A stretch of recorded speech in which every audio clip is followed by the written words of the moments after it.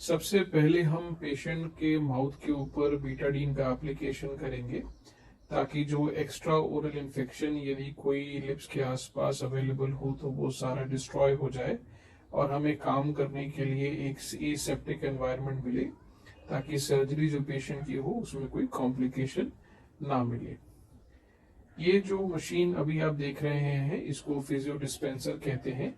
इसी मशीन की सहायता से इम्प्लांट्स किए जाते हैं, चाहे बेजल इम्प्लांट्स हों या नॉर्मल कन्वेंशनल इम्प्लांट्स।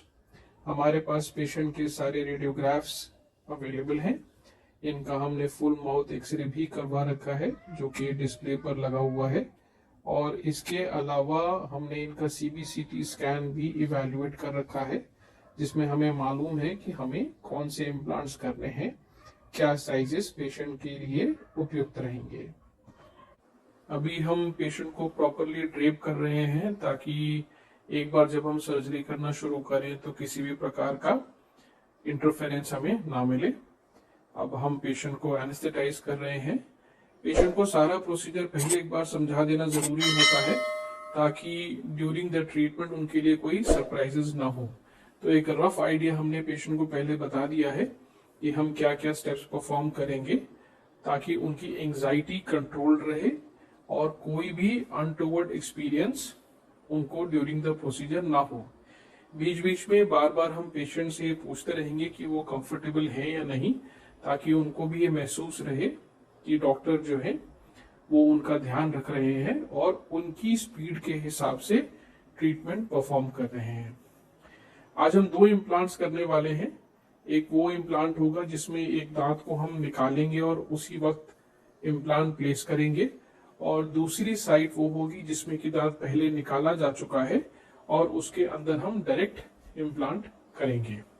इसीलिए दोनों साइड्स को हमने एनेस्थीसिया से अभी नम कर दिया है, और अब हम जो दांत हमें निकालना है उसके आसपास का एरिया चेक करेंगे ताकि पेशेंट को कोई प्रॉब्लम ना हो, कोई पेन ना हो। जब एक बार वो कंप्लीटली सुन महसूस करेंगी, कोई उन्हें सेंसेशन नहीं होगी, तभी हम सर्जिकल वर्क अपना अटेम्प्ट करेंगे।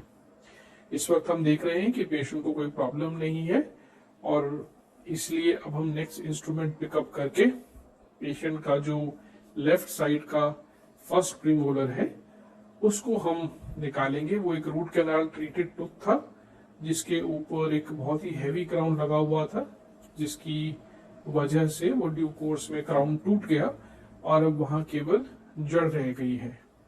आमतौर पे रूट कैनाल ट्रीटमेंट वाले जो दांत होते हैं, क्योंकि उनमें मॉइस्चर की कमी हो जाती है तो उनको निकालना कठिन होता है क्योंकि वो बात बात पे टूट जाते हैं। यहाँ पे चैलेंज ये है कि दांत हमें इस प्रकार से निकालना है कि इनकी बोन ठीक रहे ताकि हम उसके अंदर इम्प्लांट को सक्सेसफुली रख पाए, ड्रिल कर पाए, कस पाए। और इसी हिसाब से हमें काफी जेंटली जो उनके आसपास के सॉफ्ट टिश्यूज हैं वो रिमूव करने हैं, और धीरे धीरे करके उस दांत को कोशिश करनी है कि बिना कोई मेजर ट्रॉमा के उस दांत को हम बाहर लाएं और इम्प्लांट लगाने में कोई प्रॉब्लम हमें ना हो। तो अभी जैसा आप देख रहे हैं कि इस इंस्ट्रूमेंट की सहायता से हम धीरे धीरे सारे गम्स को टूथ से अलग कर रहे हैं ताकि हमें पकड़ने के लिए जगह मिल जाए। और फिर एक बार जब हमें जगह मिल जाएगी तो फिर हम फोर्सेप्स की सहायता से दांत को धीरे धीरे हिला हिला के नीचे लाने की कोशिश करेंगे। जितना अच्छे से टिश्यूज रिफ्लेक्ट होते हैं उतनी ही ब्लीडिंग कम होती है और पेशेंट को कोई पोस्ट ऑपरेटिव पेन या स्वेलिंग नहीं आती, ब्लीडिंग भी ना के बराबर ही रहती है। और अब हम रिफ्लेक्ट करने के बाद यहाँ पर फोर्सेप्स का यूज करके आप देख रहे हैं दोनों तरफ हमने फिंगर लगाई हुई है। एक फिंगर बाहर की तरफ है और एक फिंगर अंदर की तरफ है ताकि सॉकेट को हम फील करते रहें। जहां पर दांत की जड़ है उसको हम पूरी तरीके से महसूस करते रहें, कहीं पर भी बोन का लॉस हमें ना हो, क्योंकि अगर बोन का लॉस हुआ हमें तो फिर प्रॉब्लम हमें ज्यादा हो जाएगी, क्योंकि हमें फिर जगह नहीं मिलेगी इम्प्लांट लगाने के लिए। तो आप देख रहे हैं कि ये हमने दांत आराम से निकाल लिया है, कोई ब्लीडिंग नहीं है। तो इम्प्लांट लगाना अब काफी आसान है। मेन स्टेप यही होता है कि जब आप दांत को एट्रोमेटिकली निकाल लेते हैं तो इम्प्लांट लगाना आसान हो जाता है। अब हम इसमें बीटाडीन वॉश लगाएंगे ताकि इम्प्लांट करने जा रहे हैं तो अंदर कोई इन्फेक्शन नहीं होना चाहिए, कोई बाद में पस या सिस्ट या किसी भी प्रकार का कोई ऐसा इन्फेक्शन ना बने जो कि अब क्यों पेशेंट इम्प्लांट रिसीव करने वाली है उस पर कोई प्रॉब्लम लेके आए।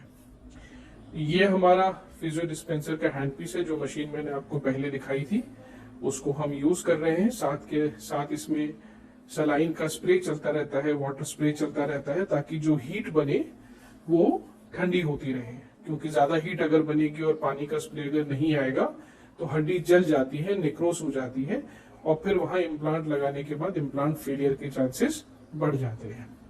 इसीलिए अंडर कोपियस इरिगेशन इन ड्रिल्स का प्रयोग होना चाहिए। और इसके बाद जो साइज हमने पहले से डिसाइड करे हुए हैं उनको हम कंसीडर करेंगे, और लगाने से पहले एक बार डायरेक्शन चेक कर लेंगे कि जिस डायरेक्शन में हमने ड्रिल किया है वो बराबर है या नहीं।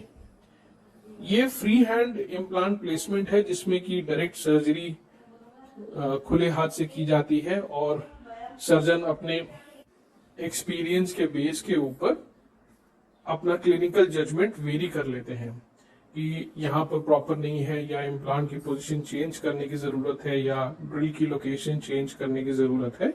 उन सब चीजों को ध्यान में रखते हुए ये फ्री हैंड इम्प्लांट सर्जरीज कही जाती है। इसके अलावा सर्जिकल स्टेंट्स भी बनाए जाते हैं, जिनमें प्रॉपर प्लानिंग की जाती है कि कहाँ कहाँ इम्प्लांट्स कौन से होते हैं, उसके लिए गाइड्स बनते हैं, वो कभी आपको किसी और वीडियो में हम दिखाएंगे।